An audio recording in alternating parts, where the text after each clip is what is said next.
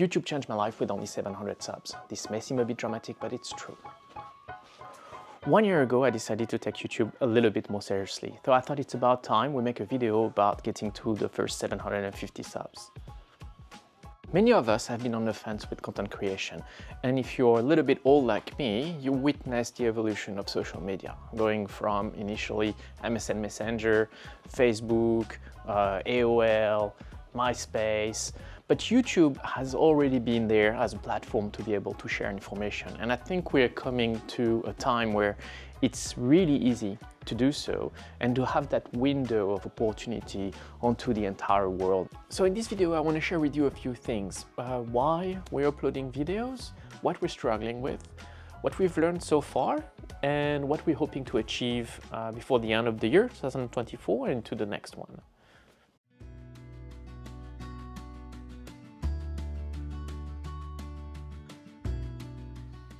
So why uploading videos? I think it's probably different for everybody. Everybody will have different reasons. In our case, I think it had a lot to do with moving into the forest about 4 years ago.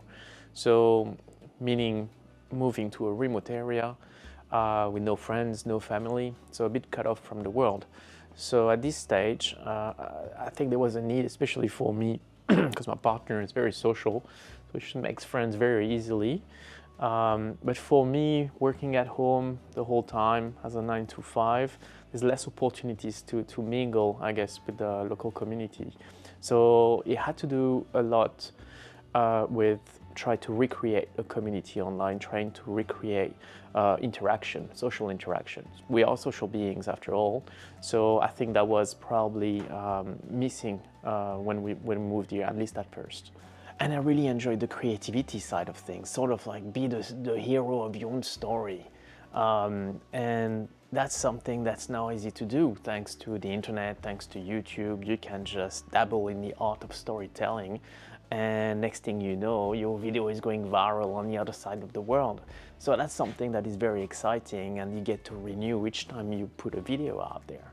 Well, the truth is I watch too many YouTube videos, like many of us, but I do find some nuggets out there, some really inspiring people or videos, and I want my videos eventually to be inspiring to people, because that's what we're doing here. And you know, the funny things as well is that it does create a sense of accountability for whatever your endeavor is, whatever you're creating. Just putting those videos on a regular basis out there to people, creating an audience, you become accountable to that content. So that's something I'm actually looking forward to, just to self-motivate myself to just keeping with the activities that we're doing, but putting quality content as well out there. Finally, why are we putting content out there? Why am I putting content out there? It's just free to do, it's accessible, it's there. I mean, why not to do it? I mean, what are the reasons not to become the storyteller of your own story? It leaves a trace for your children, it leaves a trace for your family as well. So I have a hard time seeing what the negatives are. But on to the next part, we'll talk a little bit more about the struggle. The main thing I struggle with, and I think a lot of people can relate to that, is time management. So with the family with 2 young kids as well as a 9 to 5 job, it's really hard to carve out times to make those videos and to edit those videos. So I think it's really important from the get-go to make sure you don't prioritize these videos over, say, time with your family, or to the detriment of your 9 to 5 job, obviously, especially at the beginning when you don't have any source of income for making these videos. So it's really important to, I guess, be realistic with the amount of time that you have to pump out, say, a video per week, maybe a couple of shorts. So you're not going to be able to do a lot initially, but little by little, as you get more comfortable, the process gets faster and you can pump out a little bit more of these videos. And all that being said, I mean, you do have to make some sacrifices if you want to progress as well. So for instance, today it's Sunday, that's probably the only day where I have a full day to create some content, to do some editing, because I don't have much time the rest of the week. So today it's beautiful outside, but I'm here doing this video, and it's fine because I like doing this, but also it means that I'm not playing with the kids and all that. So we'll catch up a little bit later on during the day, but just be conscious of that. You know, time is everything. Managing your time goes a very long way in making these videos. The cringe factor. So that's probably something that is talked about quite a bit. It is very cringy to make these videos. I hate looking at them. Everybody tells me they're great and all that. I know a lot of the people are lying because they're just my friends and my family, but there is a big cringe factor, especially at the beginning of making these videos. But the beautiful thing is really nobody really cares about, you know, this stuff. So just make them. I mean, cringe never killed anybody, so that's okay. Dude, that's gonna be cringy. Everybody needs to learn anyways. So just go out there and start, and you'll see, and you'll go through this phase, and that's perfectly fine. And I've certainly made some terrible videos already, and probably more to come as well.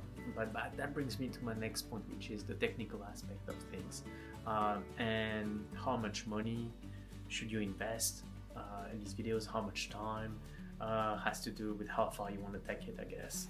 But the lighting, the sound, the video quality, the editing software you're using, all these aspects you have to learn, I guess, on the go as you do these. What I've learned so far, well, first of all, don't forget to put your mic back on. See, the sound is a lot better now. Then nobody cares. Just put your content out there. Forget about the cringe. Okay. Then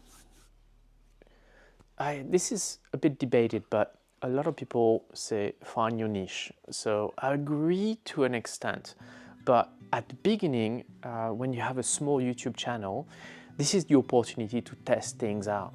So by all means, have sort of a broad topic you want to explore on these YouTube videos, but branch out as well in some of the side topics of this broad topic, if that makes any sense. Like for instance, for us, forest life. Yes, but we're also gonna explore camp out cooking. We're gonna explore building cabins. We're gonna explore making a glamping site. We're gonna explore physical activities in the forest. We're gonna explore raising a family in the forest.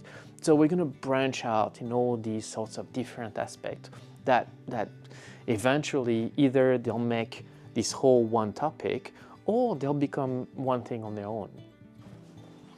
One thing I learned about making these videos and this first year of making these 80 videos now, I can't believe it's that much already, is I love storytelling. So I'm not always good at it, but I think I got a knack for it, and I want to get better at it.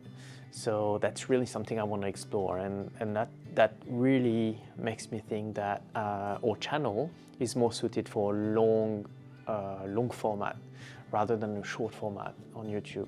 I mean, we do shorts as well, but it's more like attention grabbing. It's interesting as well. You put some cool music on it and everything, but I'm very more interested into the long format. You get to build a little bit of a story and a little bit of intimacy as well with the audience and in between the audience and the creator of the video. There is a concept that's called don't spray and pray. Which means don't just like shoot a bunch of stuff, put it out there and hope for the best. Just research your topic. Have a look for videos that are doing very well. Just question why they're doing so well. Are they videos that are on a YouTube channel that have millions of subscribers, or YouTube channels that don't have that many subscribers and are still doing very well? So there's a lot to learn from those. They are called outliers in the YouTube sphere. So those videos that are doing very well with the YouTube channels that don't have that many subscribers. And that's the opportunity to grow. Look at these videos. Look at the timestamp as well. Don't look for videos that have that are like 5-year-old or something, but look for videos that are recent, that are outliers. Research your topic and research what you want to say. And I think that's the best way to grow on YouTube, to do a little bit of research as well.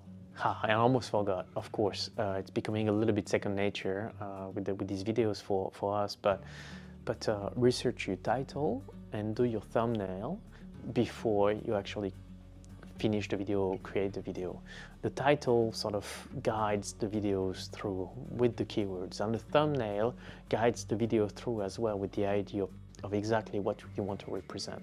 And they are the attention grabbing pieces. So get that out of the way at the beginning of the video so you know that everything is sort of ruled by those two things, and your video process will be much easier.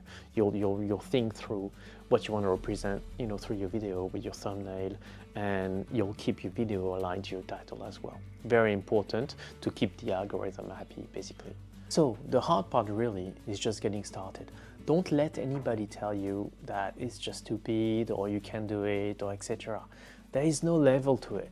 Just get started, get going, and eventually you'll get better. Do your research, do your topics, get better at doing your thumbnail, learn a little bit of video and Photoshop editing, etc., etc., and you'll get better.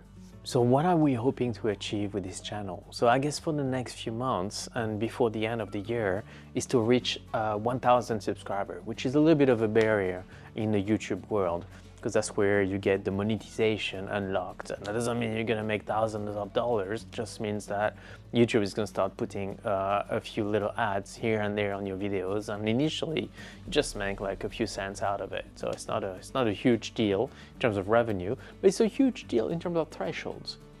But ultimately what's important to us is to keep growing a little community of like-minded people.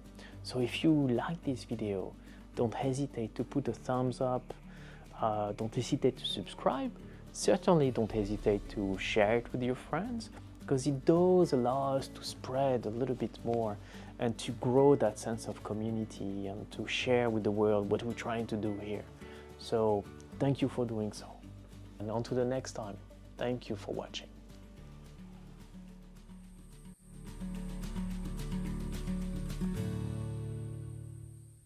It's something very easy to do, and you can just indulge in, oh my god, indulge, what the fuck?